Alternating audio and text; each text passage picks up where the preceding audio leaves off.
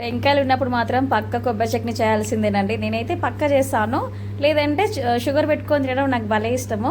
Sugar పెట్టుకునే తింటాను. ఎందుకంటే పెట్టిన ఉత్తగానే బూజు పట్టిపోతాయి వేస్ట్గా, అందుకని చెప్పేసి నేనైతే ఈరోజు టెంకాయలు అనేది బాగున్నాయి, అందుకు ఎన్ని తిన్నా దగ్గవుతుంది అని చెప్పేసి నేను చట్నీ చేద్దామని చెప్పి చేశాను.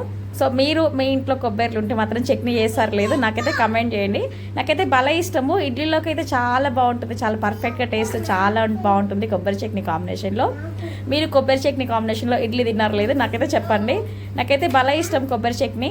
ఇడ్లీ కాంబినేషన్లో చాలా బాగుంటుంది, చపాతీకి కానీ ఏమన్నా కానీ. ఇక దీని కొబ్బరిలో అయితే మొత్తం పైన పెంక మొత్తం తీసేసుకొని సన్నగా అయితే చాప్ చేసుకొని కొంచెం ఆయిల్ వేసి కొంచెం నేను వీడియోలో చూసిన విధంగా అయితే పెనం పైన అయితే కొంచెం బాగా ఫ్రై చేసుకోవాలి.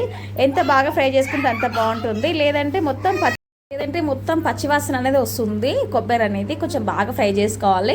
తర్వాత ఇక్కడ తీసుకొని అయితే పక్కనైతే పెట్టుకోవాలండి. తర్వాత కొన్ని పచ్చిమిర్చి మీ కారంకి తగ్గట్టుగా తీసుకోండి. ఇక్కడ నేను పచ్చిమిర్చి కూడా కొంచెం ఫ్రై అయిన తర్వాత కొంచెం ఆయిల్ వేసుకొని ఫ్రై చేసుకుంటే దూరగా గోల్డెన్ కలర్ వచ్చే వరకు నేను ఈ విధంగా వీడియోలో చూసిన విధంగా అయితే ఫ్రై చేసుకోవాలండి. తర్వాత టమాటాలు అనేది మీకు ఆప్షనల్, మీకు ఇష్టం ఉంటే వేసుకోవచ్చు, లేదంటే లేదు. కానీ టమాటా వేస్తే బాగుంటుంది టేస్ట్ అనేది. ఇక్కడ నేను 3 టమాటాలు అయితే తీసుకొని కట్ చేసుకున్నాను. సో కట్ చేసుకొని తర్వాత కొంచెం ఫ్రై అయిన తర్వాత ఆయిల్ వేసి ఫ్రై చేసిన తర్వాత కొంచెం కొత్తిమీర కూడా వేసుకున్నానండి. సో కొత్తిమీర కూడా దానిలోనే కొంచెం టమాటాలు మగ్గితే బాగుంటుంది టేస్ట్ అనేది. అందుకని చెప్పేసి కొంచెం ఫ్రై చేసుకొని అయితే టమాటాలు కూడా మగ్గిన తర్వాత తీసి అయితే పక్కన పెట్టుకున్నాను.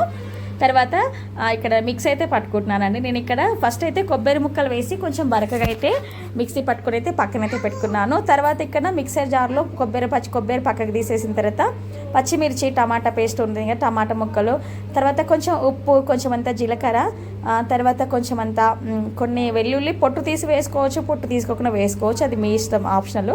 నేను ఎక్కడైతే పచ్చడిలో ఎప్పుడైనా నేను పొట్టు అయితే తీయను, అలాగే వేస్తాను. తర్వాత కొంచెం బరకగా మిక్సీ పట్టిన తర్వాత ఇక్కడ కొబ్బరి పేస్ట్ అయితే నేను మనం మిక్స్ అయి పక్కనైతే పెట్టుకున్నాను కదా, ఆ మిక్స్ ఇది కొబ్బరి పేస్ట్ అయితే వేసి కొబ్బరి తర్వాత పచ్చిమిర్చి పేస్ట్ కొంచెం బాగా మిక్సీ పట్టుకున్నాను. ఫైనల్గా అయితే కొబ్బరి పచ్చడి అయితే రెడీ అయిపోయింది. సో పోపు అయితే పెట్టుకుంటే బాగుంటుంది. పోపు అయితే పెట్టుకుంటున్నాను. ఇక్కడ కొంచెం ఆయిల్ వేసి ఆయిల్ హీట్ ఎక్కిన తర్వాత కొంచెం మినపప్పు, ఆవాలు, జీలకర్ర, తర్వాత ఎండుమిర్చి. సో నా దగ్గర కరివేపాకు అవైలబుల్ లేదు కాబట్టి నేను వేయలేదు.